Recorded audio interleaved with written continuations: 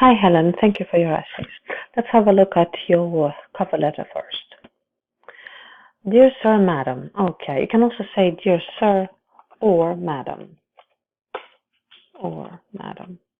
It is with great enthusiasm that I submit my application for the position of Hospitality Manager at Marriott Hotel India. Okay.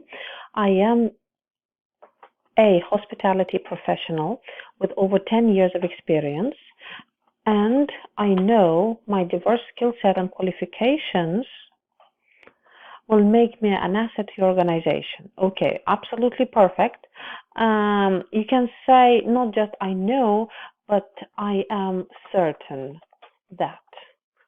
There's something wrong with my space key and it doesn't always press. Okay, very nice. Skill set. No, never mind that. As you can see from my attached CV, I have a master's degree in hospitality and hotel management from a top-notch Harvard University. No.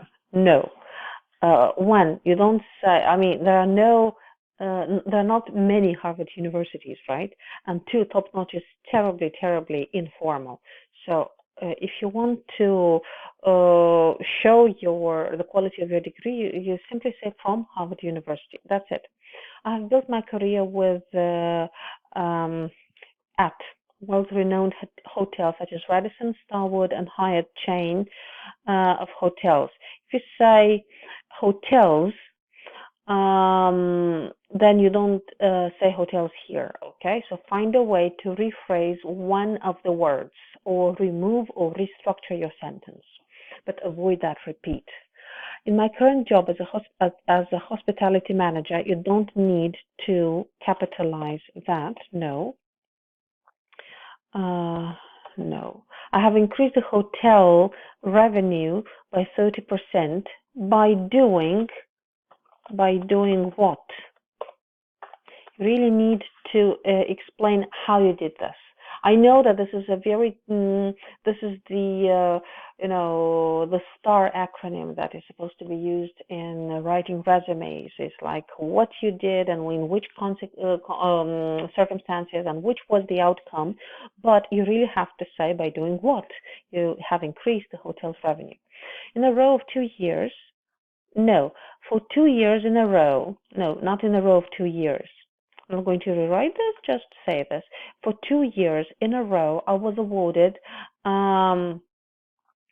a Best Samaritan, not a Best Samaritan, a Good Samaritan, the Good Samaritan Award, the Good Samaritan Award, probably for my excellent customer service record. Beautiful. I would bring more than a hardworking, service-focused, competent attitude to this position. And I think you need a linking word as I am a self-starter and excel in motivating staff along with it.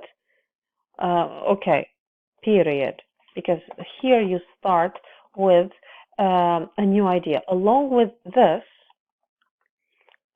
I also oversight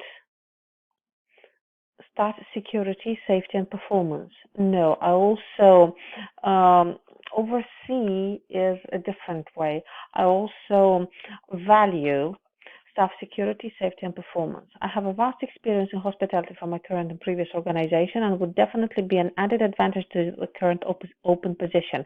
I think this sentence means the same thing as this sentence. Just make sure you're not too redundant, okay? This is great, but don't say the same thing too often. I'm looking forward to meeting you and discuss your needs for your the needs of your organization, and I am pleased, comma, and I am pleased at the possibility of being prospectively becoming a hospitality manager, no capitalizing at Marriott International Hotel. Yours faithfully, Jack Tayson. This is not required. This is certainly not required. Just remember that, okay? Let me do this and that. This is not required in any way. If you want to, there you go. But You don't really have to, no. That's enough. Very nice letter. I think you have written not just one cover letter in your life. This is absolutely professional. Just mind the corrections that I have mentioned, and this will become absolutely stellar. Great job. Now, let's have a look at the part-time jobs essay. Whether to work while studying is a controversial whether to work while studying is a controversially debatable question is difficult to say. No, I understand what you mean, but the sentence structure here leads us to a confusing end. You don't need the whether to. You better say working while studying is a controversial and debatable question, and this is absolutely sufficient. Many students around the world prefer to earn money while they study, although taking up, no phrasal verbs in academic essays. Why? This is inappropriate. Academic means serious and formal, so you can say engaging in part-time jobs during the academic years has a number of advantages, such as being self-sufficient and independent. Are you sure? Are you sure that this is the only thing? Yet, not however. Oh no, you started with although. You don't need the however. You have the although. It is also accompanied by various drawbacks, such as, and you really need to outline them briefly, just as you did the advantages. So, are your advantages going to be resumed only to this? If yes, let's see. If no, let's see. To begin with, firstly, you either use one or the other, not both, okay? Certainly not both. Students who work and earn their income during their college or school days tend to value the hard-earned money. The hard-earned money, hyphenated. This indeed helps them to be more calculated and mindful of their spending. You're mindful of something. Secondly, students can afford to buy things which they are in need of at a very young age. Very young means at the age of 4. Do you mean this? Secondly, in what circumstances students can afford? You have to revisit this. You can say if they work casual jobs, students can afford, right? This eventually provides them with the sense of being independent and makes them more confident when they face the real world. Okay, this is a bit overgeneralizing, but let it be. For instance, pupils with some monthly wages, this looks weird. Because children are not allowed to work in most countries. So perhaps you would like to say college students who already earn a monthly wage would not bother. This is informal. Would not depend on their parents for their essential needs. Hence, it is very clear that when students work in their spare time, they are more successful than those who do not prefer to work in their free time. You are repetitive in their free time, in their spare time. You are repetitive in structure and language, almost 100%. So make sure that you find a way to rephrase this to avoid the repetition. But I really like your ideas, very nice ideas. Perhaps a better example, like what kind of things they can afford, or how exactly does it take the burden off their parents' back. Despite the numerous benefits, working and studying together also brings minimal drawbacks. I would say certain drawbacks.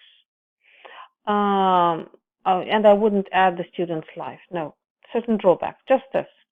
When young people work in their free time, and you use this expression just in a sentence ago, so you would have to rephrase some of these. They lose focus on their studies and may Okay, no phrasal verbs. Find another way of saying that. You can simply say, and may receive poor grades in their, no, you cannot say in their academics. And they may, let's say, and their academic situation may suffer. This is much more appropriate because you want to use the word academic. Absolutely use it, but use it precisely, correctly, and appropriately. Moreover, there's a wide possibility for a student to drop from college, not like this college, to abandon college or school, to no phrasal verbs in essays, their jobs to earn more money. However, as per the recent empirical survey conducted by Harvard University, you don't need states that because you said as per, which means you don't require a verb. The number of students who work part-time jobs are embarking. The number of students who work part-time jobs is doing what? What about this number? The number of students who work part-time jobs is increasing. Yes, has increased dramatically. I don't know why this is here. Oh, and embarked on higher education studies. Embarked is very poetic. So, and let's say enrolled in higher education studies has increased dramatically. Therefore, students who earn do not have more implications considering the benefits. I don't understand what you mean. What do you mean do not have more implications? You mean that they don't suffer from negative consequences? Because this sentence is confusing from the point of view of vocabulary. Try to rewrite this.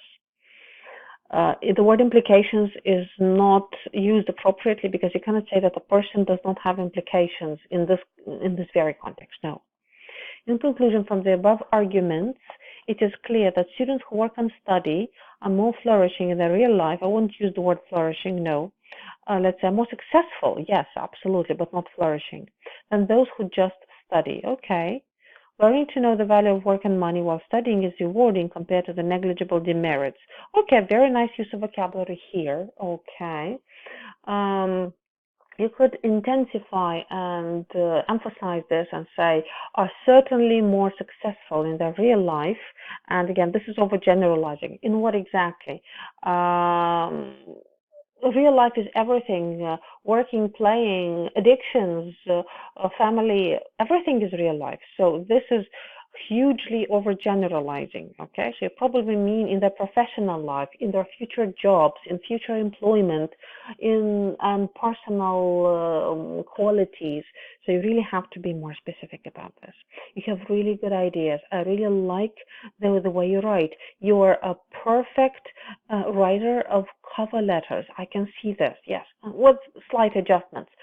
But you really need to do a bit of work on your essay because, as you can see, we have phrasal verbs here, misuse of many vocabulary words, confusing sentences that detract very much from both your task achievement and coherence. So when language gets in the way of comprehension, unfortunately, you will lose points. We don't want you to do this. That's why please listen to all my remarks and make sure that you process every recommendation that I have provided and rewrite and practice even more. So I'm sure that you can improve, and all the best of luck.